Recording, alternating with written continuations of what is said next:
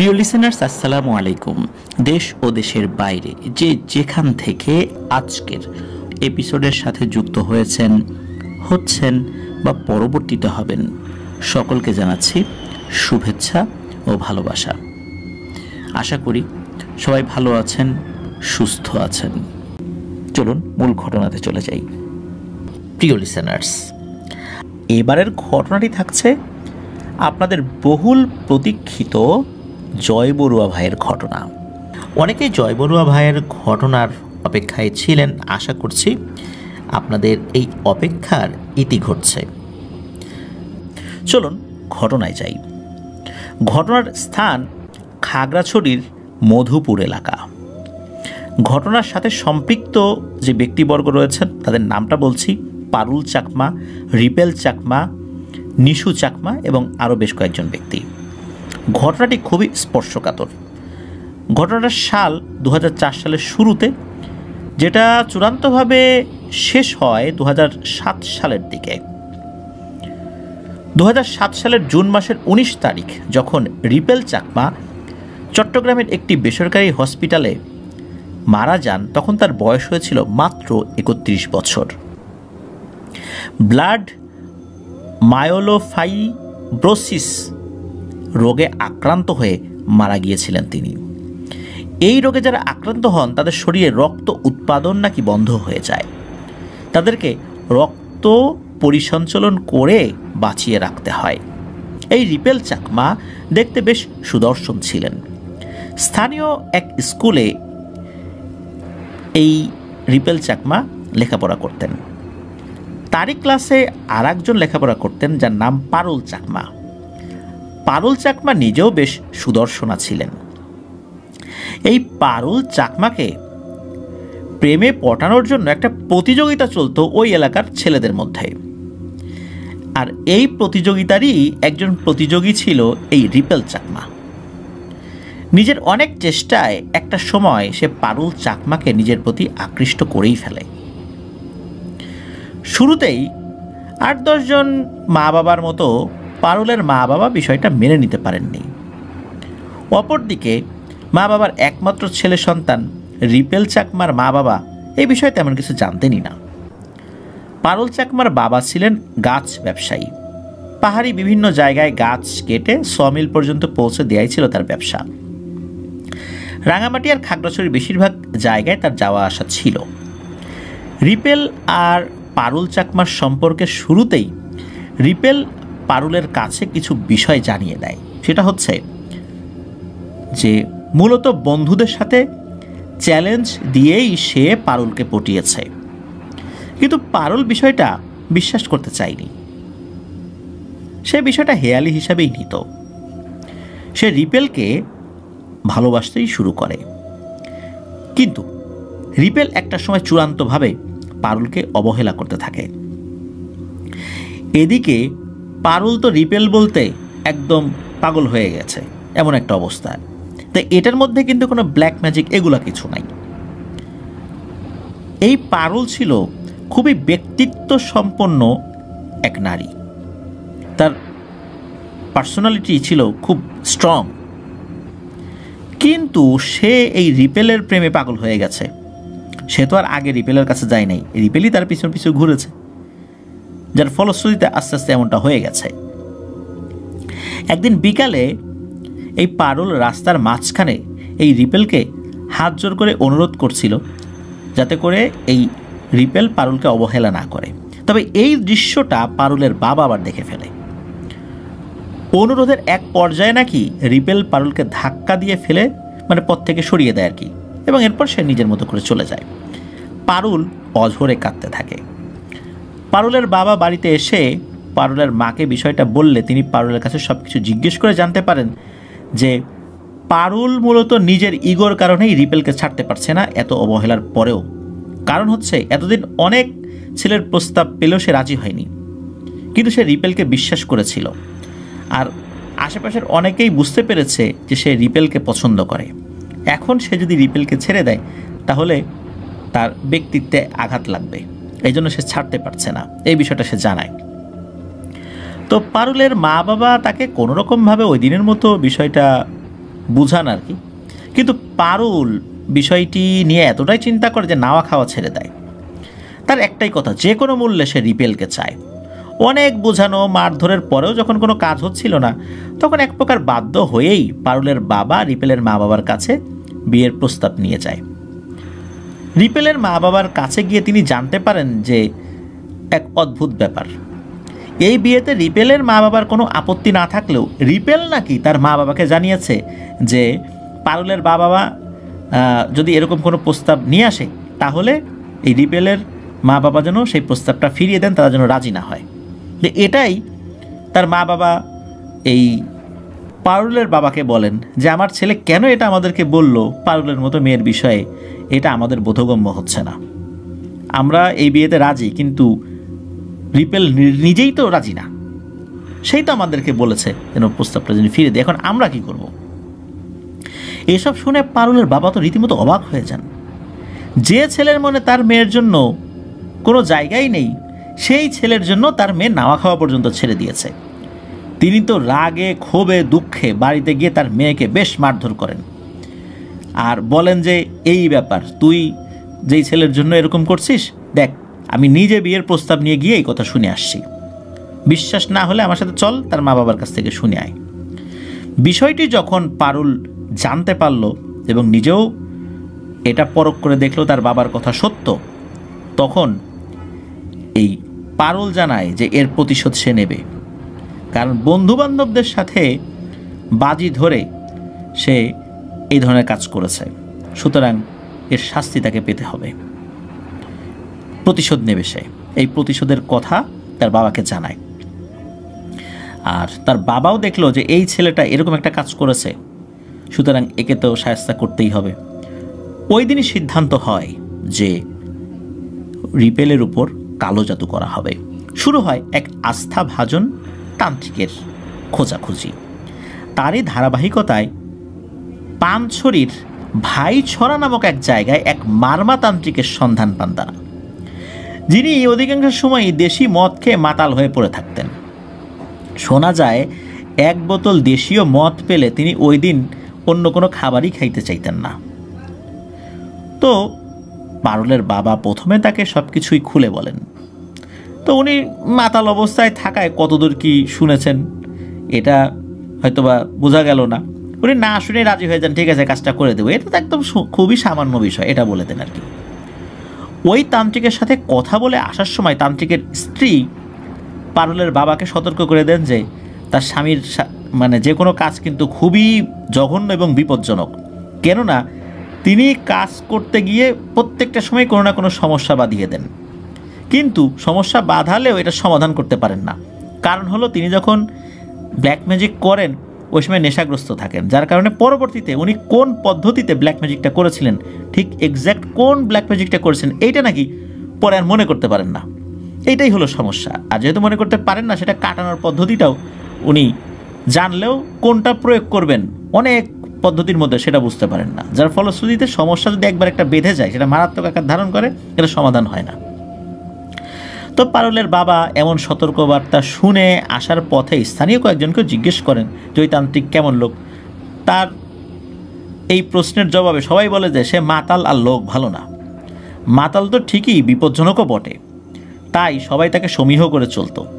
তিনি এটাও শোনেন এক প্রতিবেশীর কাছে যে একটা ডাব নাকি একজনের কাছে চেয়েছিলেন এই তান্ত্রিক, ডাব না পেয়ে এমনভাবে ওই লোকের উপর কালো জাদু করে দেয় যে সে ডাবের পানি ছাড়া আর কোনো কিছুই খেতে পারত না, যার ফলশ্রুতিতে তার শরীরে অতিমাত্রায় পটাশিয়াম হয়ে যায় এবং এই কারণেই সে মারা গিয়েছিল। এসব লোকমুখে শোনার পর পারুল বাবা অবশ্য মনে মনে খুশি হলেন, যাক খুব ভয়ঙ্কর এক তান্ত্রিকের সন্ধান উনি পেয়েছেন। তিনি দু একদিন পরে আবার সেই তান্ত্রিকের কাছে গেলেন। এবার তিনি সাথে এক বোতল দেশীয় মদ নিয়ে গেলেন, যেটা ওই তান্ত্রিকের খুব পছন্দ। তান্ত্রিক তো ওই দেশীয় মদের বোতল পেয়ে খুশিতে আত্মহারা। তিনি চটজলদি পারুলের বাবার কাছে রিপেল চাকমার মা বাবার নাম জিজ্ঞেস করে বাড়ির ভেতর থেকে বেশ কিছুক্ষণ পরে 7টা সাদা কাগজে মোড়ানো মোমবাতি, 7টা সুই, কিছু লাল সাদা সরিষা এনে মানে মাঘি এবং সেতি সরিষা এনে পারুলের বাবার হাতে দেন এবং বলেন যে এই 7টা মোমবাতি 7 দিন সূর্য ডোবার পরে সুইগুলো গেঁথে জ্বালিয়ে দিতে, আর একটা মাটির পাত্রে সেই সরিষাগুলো 7 দিন অল্প অল্প করে ভেজে আবার তুলে রাখতে। তো পারুলের বাবা যথারীতি তান্ত্রিকের কথা মতো বাড়িতে এসে পারুলকে সব কিছু বুঝিয়ে দেন। পারুলও তার বাবার কথা মতো কাজ শুরু করে দেয়। 1 দিন 2 দিন 3 দিন পার হওয়ার পরেও আশানুরূপ সাফল্য দেখা যাচ্ছিল না। বিন্দুমাত্র অবস্থার পরিবর্তন না দেখে পারুলের বাবা আবার সেই তান্ত্রিকের কাছে যান, কিন্তু গিয়ে দেখেন যে সেই তান্ত্রিক নেশায় বুঁদ হয়ে পড়ে আছে। তিনি বেশ কয়েকবার তাকে ডেকে কোনো সাড়া না পেয়ে চলেই আসবেন। সেই তান্ত্রিকের স্ত্রী পারুলের বাবাকে তখন উদ্দেশ্য করে বলেন যে ওর কাজ কিন্তু খুবই বাজে, আমি কিন্তু বলছিলাম আপনাকে, কখন কাকে কি করে সে মনে রাখতে পারে না, তাই খুব সাবধানে থাকবেন। তো পারুলের বাবা প্রসঙ্গত তাকেও বিষয়টা খুলে বলেন। সব কিছু শুনে তান্ত্রিকের স্ত্রী পারুলের বাবাকে বলেন যেহেতু তিনি 7 দিন এটা করতে বলেছেন সেহেতু 7 দিন করে দেখেন, কেননা তার স্বামীর ঔষধ নাকি ব্যর্থ হয় না, পরীক্ষিত। এটাও ওই তান্ত্রিকের স্ত্রী বলে দেন। সমস্যা হলো তিনি প্রবলেম যদি একবার বাদিয়ে ফেলেন এটা সমাধান দিতে পারে না, এটাই হলো সমস্যা। ভুলে যান কাকে কি ধরনের তন্ত্র করেছেন। তো পারুলের বাবাও কিছুটা নিরাশ মনে বাড়িতে এসে পারুলকে কাজ চালিয়ে যেতে বলেন। এভাবে 6ষ্ঠ দিন পার হলে রিপেল চাকমাকে আর পথে ঘাটে দেখা যায় না। 7 দিন অতিবাহিত হয়ে 8ম দিনে রিপেল চাকমা খুব সকাল থেকে পারুলের বাড়ির সামনে এসে হাজির। সে দূর থেকেই পারুল চাকমাকে ডাকতে থাকে। রিপেলকে দেখে পারুল আর তার বাবা মনে মনে খুশি হয়ে এইবার তাকে ইগনোর করতে থাকে। এলাকাবাসীকে উল্টো জানায় যে রিপেল এই বাড়িতে এসে জ্বালাতন শুরু করে দিয়েছে। এলাকাবাসী রিপেলকে প্রাথমিকভাবে বুঝিয়ে বাড়িতে পাঠিয়ে দেয়, কিন্তু সন্ধ্যায় সে আবার এসে হাজির পারুলের বাড়ির সামনে। তার ভাষ্য সে পারুলকে একটু দেখেই চলে যাবে। হলোও তাই। সে পারুলকে একটু দেখে আবার কারোর সাথে কথা না বলে নিজের মতো করে বাড়িতে চলে যায়। তখন পর্যন্ত তার চাল চলন পোশাক সব কিছু ঠিকঠাক ছিল, কোনো সমস্যা ছিল না। কিন্তু 2-3 দিন পর থেকে রিপেল পারুলকে কেবল দেখা নয়, তার সাথে কথা বলা ছাড়া ওই জায়গা ত্যাগ করতো না।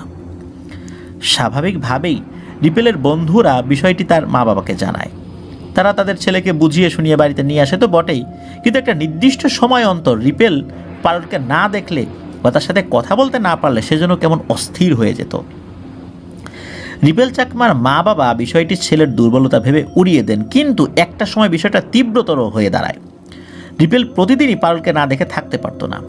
বিষয়টি রিপেলের পরিবারের অন্য সদস্যদের মনে বেশ সন্দেহের সৃষ্টি করল, আর তারা সেটা নিয়ে তাদের পূর্ব পরিচিত টুকটাক কবিরাজি জানে এমন এক মানুষের শরণাপন্ন হন। তো তিনি বিষয়টা নিয়ে তদারকি করেই জানতে পারেন যে রিপেলকে কালো জাদু করা হয়েছে। রিপেলের পরিবার জীবনে প্রথম এই কালো জাদুর খপ্পরে পড়ে একটা বাজে অবস্থায় পড়েছেন এটা বুঝতে পারলেন, এবং এটা শুনে তারা ঘাবড়ে গেলেও ছেলের কথা চিন্তা করে বিষয়টা সমাধান চান ওই স্থানীয় তান্ত্রিকের কাছে। তিনি কিছু পদ্ধতি দেন এবং একটা জিনিস দেন এবং বলেন যে প্রতিদিন এই জিনিসটা পানিতে ভিজিয়ে ওইটা রিপেলকে খাওয়াতে হবে। যতদিন সে সুস্থ না হয় ততদিন এটা করেই যেতে হবে। তার কথা মতো রিপেলকে সব করা হচ্ছিল। কয়েকদিন পরে তার এই ছটফটানি ভাবটা কমে আসে। একটা নির্দিষ্ট সময় বেশ উল্লেখযোগ্যভাবেই তার উন্নতি হয়। সে আবার আগের মতোই নিজের জীবনযাপন করছিল। এদিকে তার স্বাভাবিক জীবনযাপন দেখে এটা কিন্তু আবার পারুল এবং পারুলের বাবা মা মেনে নিতে পারছিলেন না। পারুলের বাবা আবার শরণাপন্ন হন আগে সেই তান্ত্রিকের কাছে। এবার ওই তান্ত্রিককে পারুলের বাবা বেশ তুচ্ছ তাচ্ছিল্যের সুরেই বলেন, কি মিয়া, আপনার নাকি অনেক নাম ডাক, 2 দিন যেতে না যেতেই তো আপনার কাজ ফিনিশ, নষ্ট। ধর মিয়া, কেমন কাজ করেন আপনি? তো এইভাবে বলছে তুচ্ছ তাচ্ছিল্যের সাথে। এর আধা মাতাল অবস্থায় পারুলের বাবার কথাগুলো বেশ মনের মধ্যে লাগে সেই তান্ত্রিকের। তিনি বেশ কিছুক্ষণ চুপ থেকে বলেন, এই বেটা যা, 2 দিন পরে আমার কাছে আসবি, দেখি কি করা যায়, যা ভাগ এখন তাড়াতাড়ি আমার সামনে থেকে। এদিকে পারুলের বাবা ফিরে আসার সময় শুধু বলেন যে আপনি না পারলে বলে দেন, আমি অন্য ব্যবস্থা করব। তখন তান্ত্রিক ধমকে সরে বলেন, এই বেটা, তোকে 2 দিন পরে আসতে বলছি না? 2 দিন পরে আয়, এখন আর আমার সাথে কথা বলিস না, আমার মেজাজ গরম করিস না, যা ভাগ। তো 2 দিন পরে পারুলের বাবা কি মনে করে, এইবার দুইটা মানে একটা না, 2টা দেশি মদের বোতল নিয়ে হাজির ওই তান্ত্রিকের কাছে। গিয়ে এক অদ্ভুত দৃশ্য দেখতে পান। তান্ত্রিক তো অধিকাংশ সময়ই এই দেশি মদ খেয়ে মাতাল অবস্থায় থাকতেন। যখন সে একদম স্বাভাবিক থাকতো তখন সে আধা মাতাল অবস্থায়, কিন্তু এবার গিয়ে দেখা গেল তান্ত্রিক একদম স্বাভাবিক, সে মাতলামি করছে না এবং সে মদও খায়নি দেখে মনে হচ্ছে। দেখা গেল সে গভীর মনোযোগ দিয়ে কী যেন করছে আর কি। তো পারুলের বাবাকে দেখে তান্ত্রিকের স্ত্রী এগিয়ে এসে বলেন, আপনি কী যেন কাজ দিয়ে গেলেন। এরপর তো সে নাওয়া খাওয়া ভুলে গেছে, এমনকি সে দেশি মদও খায় না, যেটা ছাড়া তার চলেই না। সে শুধু কাজই করে যাচ্ছে। গত 2 দিন সে শুধু চা বিস্কুট আর অল্প ভাত খেয়েছে, এছাড়া আর কিচ্ছু খায়নি। এটা নিয়ে ওটা নিয়ে কী যেন সব কাজ করে যাচ্ছে। তো পারুলের বাবার আসার বিষয়টি জানতে পেরে সেই তান্ত্রিক গম্ভীরভাবে বলেন, এক পাশে বসো, আমি আসছি। কিছুক্ষণ পরে তিনি আসলেন এবং বেশ কিছু জিনিস পারুলের বাবার হাতে দিলেন। ছোট 2টো কাঠ আঠা দিয়ে একটার সাথে আর একটা চ্যাপ্টা করে লাগানো, পাটের তৈরি লম্বা সুতো দিয়ে ছাল ছাড়ানো 2টো নারকেল, এটা পেঁচানো রয়েছে আর কি ওই পাটের তৈরি সুতা দিয়ে। তারপর 2টো পেরেক, একটা গাছের ছাল, আর সাথে আর একটা ছোট গাছের টুকরা, আর সবশেষে 2টা সুই। তান্ত্রিক বললেন, কোনো একটা আম গাছে ওই 2টো পেরেক গেঁথে ওই পেরেকের সাথে ওই নারকেলের সাথে যে রশি বাঁধা আছে না, সেই রশিটা নারকেল সহ ওর একটা উঁচু জায়গায় ঝুলিয়ে দিতে, আর ছোট করে 2টো নারকেলেই ফুটো করে দিতে, এবং একসাথে লাগানো গাছের যে 2টো টুকরো যে চ্যাপ্টা করে আঠাতে লাগানো হয়েছে, যেন ওই নারকেলের পানিগুলো ফোঁটা ফোঁটা পড়ে ওইটার উপরে, এরকম একটা ব্যবস্থা করতে। প্রতিদিন ওই গাছের ছালে, যে একটা গাছের ছাল দেওয়া হয়েছে আর একটা ছোটো গাছের টুকরা দেওয়া হয়েছে বা একটা কাঠের টুকরা, বোঝা যাচ্ছে একটা ছোট গাছ, এটাকে কেটে একটা টুকরো করা হয়েছে আর কি। তো ওই ছালে যেন ওই টুকরা দিয়ে যেন ঘষতে থাকে। পারুল যখনই সময় পাবে তখনই যেন এই কাজটা করে। রিপেল যখন পারুলের কাছে আসবে তখন ওই সুই দিয়ে ওই রিপেলের 2 হাতের 2 কনিষ্ঠ আঙ্গুল, যেটাকে আমরা অনেকে কেনি আঙ্গুলি বলি, তো ওই কনিষ্ঠ আঙ্গুল থেকে রক্ত নিয়ে পুনরায় সেই তান্ত্রিকের কাছে যেন এনে দেয় সেই রক্তটা। এরপর বাকি কাজ কি করতে হবে সে পরে জানিয়ে দেবে। পারুলের বাবা তান্ত্রিকের কথাগুলো শুনে তাকে মদের বোতল 2টো এগিয়ে দেয়। এই মদ প্রিয় লোকটা সে জীবনে প্রথমবারের মতো মদ নিতে অস্বীকৃতি জানায়। সে বলে, কাজ হোক তারপর নেব, যাও এগুলো নিয়ে যাও।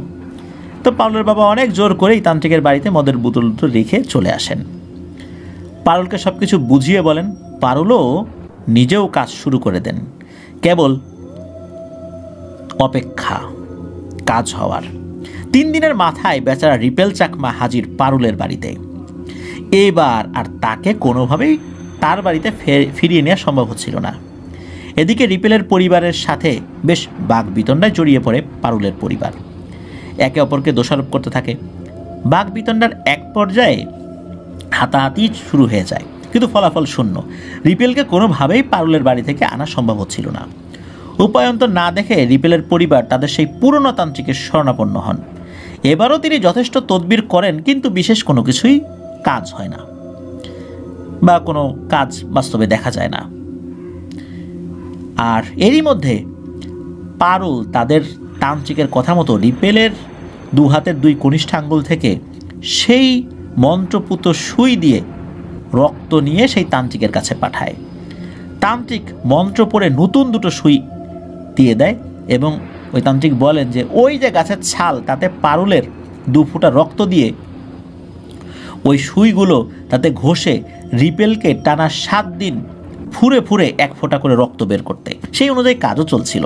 তার মানে ওই সুই দিয়ে আবার রিপেলের রক্তটা বের করতে হবে। আর বেচারা রিপেল পুরোপুরি পারুলের কাছে জিম্মি হয়ে যায়। পারুল যা বলতো রিপেল কোনো সারা শব্দ না করে সেটাই করত। সারাদিন নিজের কাছে রেখে সন্ধ্যায় রিপেলকে বাড়ি পাঠিয়ে দিত পারুল। মানে পারুল যদি অনুমতি না দিত তাহলে কোনোভাবেই রিপেল বাড়িতে যেতে পারতো না। এদিকে পারুল তাকে বিয়েও করছিল না, তাকে মুক্তিও দিচ্ছিল না। একটা জীবন্ত পুতুলে পরিণত করেছিল রিপেলকে। তবে অদ্ভুত ব্যাপার হলো, শুধু পারুলের প্রতি তার আগ্রহ ছাড়া অন্যান্য সব কিছু, চলনে বলনে পোশাক আশাক সব কিছু কিন্তু স্বাভাবিক ছিল। কোনো অস্বাভাবিকতা ছিল না, কোনো পাগলামি ছিল না। শুধু সে পারুলের ওই বিষয়েই পাগল ছিল, তাছাড়া সব কিছু ঠিকঠাক। তো পারুলের সমাজের লোকেরা পারুলের বাবাকে বলেন যে এই ছেলে মেয়ে দুটোকে বিয়ে দিয়ে দাও, এভাবে চললে তো কেমন দেখা যায়, সমাজ বলে একটা কথা আছে না। এদিকে রিপেলের পরিবার তাদের চেষ্টা চালিয়ে যাচ্ছিলেন যে কোনোভাবে রিপেলকে যেন স্বাভাবিক করা যায়। তারই ধারাবাহিকতায় তারা আরও একজন বড় তান্ত্রিকের কাছে যান। তান্ত্রিক বিষয়টা নিয়ে বেশ তদারকি করে জানতে পারেন এক অদ্ভুত ভয়ঙ্কর ব্যাপার। রিপেলের শরীরের সমস্ত রক্তই নাকি ভয়ঙ্করভাবে দূষিত হয়ে গেছে। তবে রক্ত পরীক্ষা করে এখন সেটা বোঝা যাবে না, সেটা আরও পরে বোঝা যাবে। এটাই হচ্ছে জাদুর একটা লক্ষণ, যে সাথে সাথে সেটা বোঝা যাবে না, এমন সময় বোঝা যাবে তখন আর কাজ করা যাবে না বা সুস্থ করার কোনো উপায় থাকবে না। আর তান্ত্রিক এটাও বলে দেন এখন রিপেলকে পারুল থেকে আলাদা করা অসম্ভব, কারণ এর মধ্যে এমন কিছু বিষয় ঘটে গেছে যার ফলশ্রুতিতে রিপেল আর কখনোই পারুল থেকে আলাদা হতে পারবে না। কেননা রিপেল চাকমার শরীরের রক্তের প্রতিটা ফোঁটায় দূষিত কালো জাদু একদম ভালোভাবে মিশে গেছে। এদিকে এই সময়ের মধ্যেই খাগড়াছড়ি সদর হসপিটালে ঘটে যায় আর একটা ঘটনা। খাগড়াছড়ি সদর হসপিটালে নিশু চাকমা নামে এক নারী রোগীকে রক্তদান করে রিপেল। আর ওই নিশু চাকমাকে কিন্তু রিপেল চিনত না, আর তাতেই নিশু চাকমার শরীরে প্রবেশ করে রিপেলের দূষিত কালো জাদু মিশ্রিত রক্ত। পারুল চাকমার সাথে কিন্তু পরিচয় নাই এই নিশু চাকমার। এরপরে কিভাবে যেন এই নিশু চাকমা পারুলকে খুঁজে বের করে। এলাকায় তো চাঞ্চল্য ছড়িয়ে পড়ে। পারুলের থেকে বয়সে বড় এক অসুস্থ নারী পারুলকে ছাড়া কিচ্ছু বুঝতে চায় না। পারুল বলতে সে পাগল, দুইজনই মহিলা। রিপেল চাকমার মতো নিশু চাকমা নিজেও পারুলের বাড়িতে অবস্থান নেয়, সে কিছুতেই এই পারুলের বাড়ি ছেড়ে যাবে না। পরে জানা যায় যে উনি সেই রোগী যাকে রিপেল রক্ত দিয়েছিল কয়েকদিন আগেই। নিশু চাকমার পরিবার বিষয়টার কোনো কুল কিনারা করতে পারছিল না যে হলোটা কি হঠাৎ করে। এই মেয়েটা পারুলকে চেনেই না, তাকে খুঁজে বের করে কিভাবে এই পারুলের প্রতি দুর্বল হয়ে গেছে। একজন মেয়ে আরেকজন মেয়ের প্রতি দুর্বল হয়ে পড়ল, তাও কোনো পূর্ব পরিচয় ছাড়া। এটা কেমন কথা? এটা তো খুবই অস্বাভাবিক ব্যাপার। এদিকে বেচারা রিপেল চাকমা হঠাৎ করে অসুস্থ হয়ে পড়ে, প্রচণ্ড জ্বর আর শারীরিক দুর্বলতা নিয়ে। এদিকে দুজন মানুষকে নিয়ে বেশ বিপদে পড়ে যায় পারুল চাকমার পরিবার।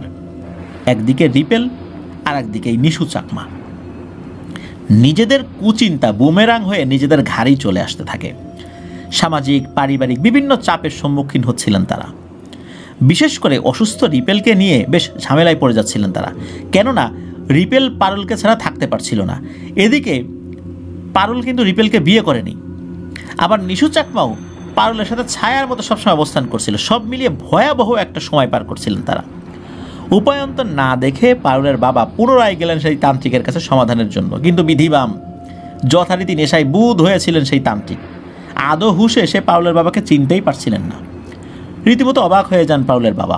অনেক চেষ্টা করেও পারুলের বাবা সেই তান্ত্রিকের হুশ ফিরিয়ে আনতে পারেন না। পরে তান্ত্রিকের স্ত্রীকে সব কিছু খুলে বলেন তিনি। তান্ত্রিকের স্ত্রী পারুলের বাবাকে বলেন যে তার স্বামী এরকমই, আমি তো আগেই আপনাকে সতর্ক করছিলাম যে আমার স্বামী প্রত্যেকটা কাজ করতে গিয়ে একটা ঝামেলা বাঁধায়, আর এই ঝামেলা সে সমাধান করতে পারে না, কারণ তার তো মনেই থাকে না সে কোন পদ্ধতিতে কাজটা করছে, সমাধান করবে কিভাবে। যেহেতু সমস্যাটা মারাত্মক, সেই কারণে তার স্বামীর হুঁশ ফিরলে তিনি সর্বোচ্চ চেষ্টা করবেন, এই কথাটা তিনি পারুলের বাবাকে বলেন। এদিকে হাসপাতালে ভর্তি হতে হয় রিপেলকে। বিয়ে না করেও সর্বক্ষণ রিপেলের সাথেই থাকতে হচ্ছিল পারুলকে।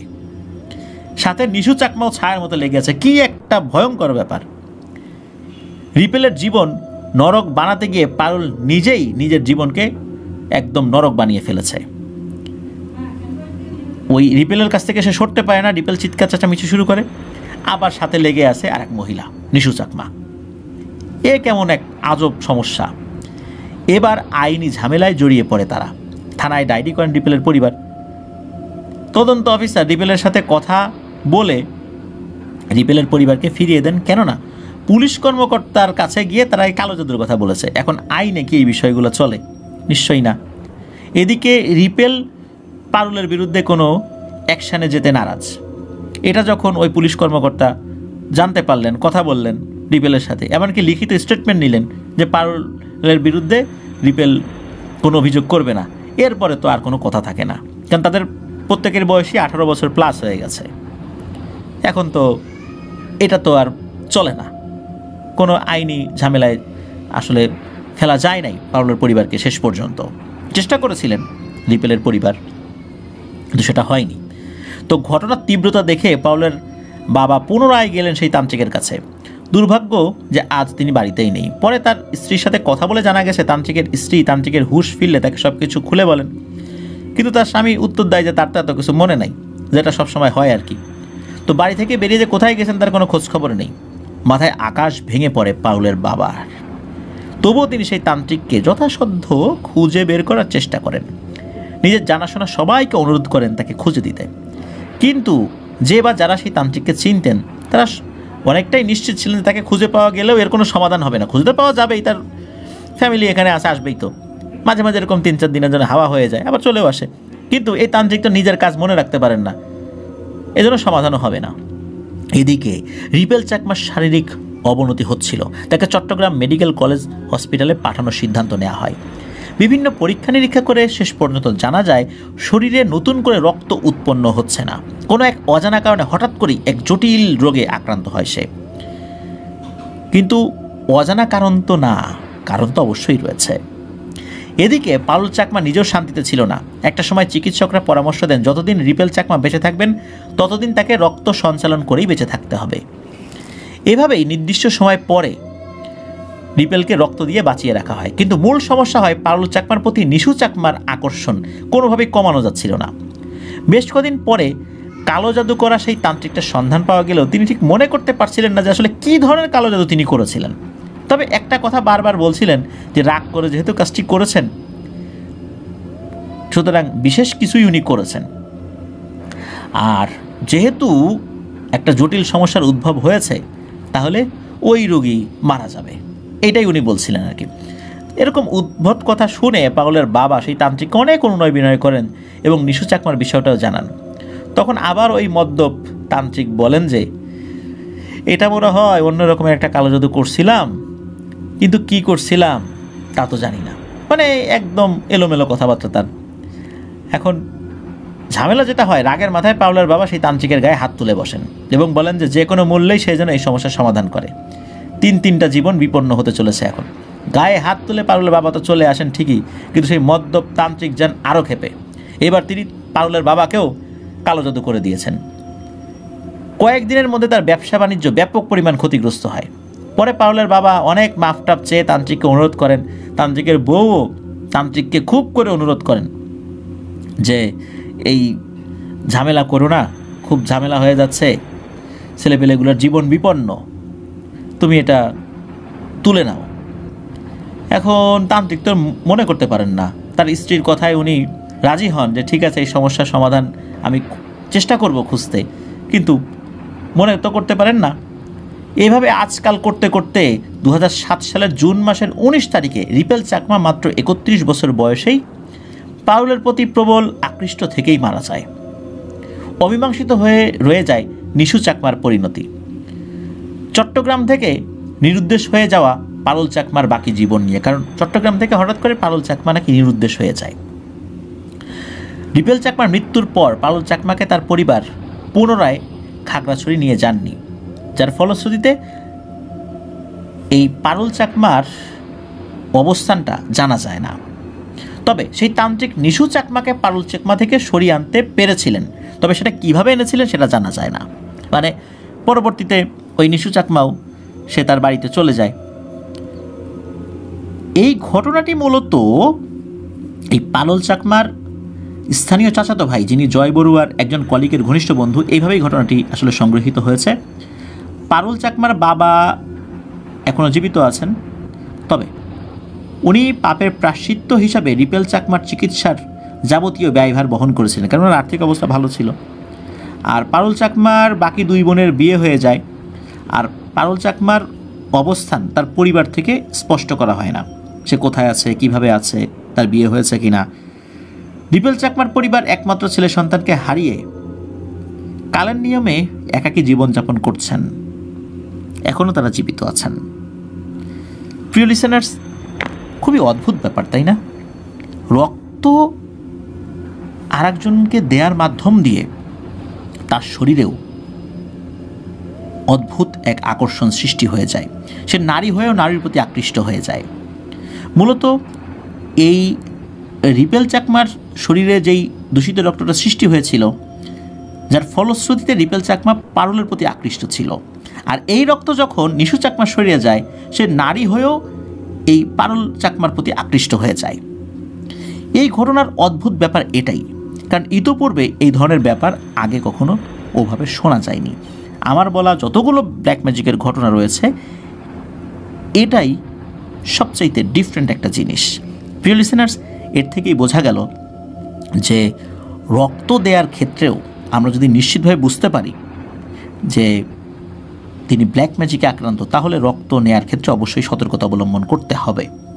আমরা রক্ত নেওয়ার ক্ষেত্রে সাধারণত যে কাজগুলো করে থাকি সেটা হচ্ছে যে বিভিন্ন জটিল যে রোগগুলো রয়েছে সেগুলো স্ক্রিনিং করা হয়।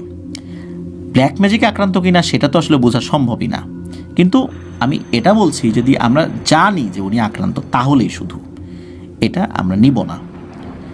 আর এটা আসলে বোঝাটা খুবই কঠিন ব্যাপার, এটা কোনোভাবেই আসলে বোঝার উপায় বের করা যায় না।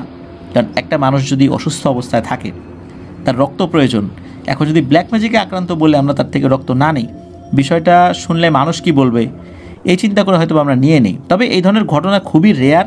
আশা করছি যে এই ঘটনা শোনার পর লিসেনাররা এই বিষয়ে সতর্ক থাকবেন। আর আমিও যেহেতু বিষয়টা নতুন করে শুনলাম, ইনশাল্লাহ ভবিষ্যতে আমিও এই বিষয়টা নিয়ে সতর্ক থাকব।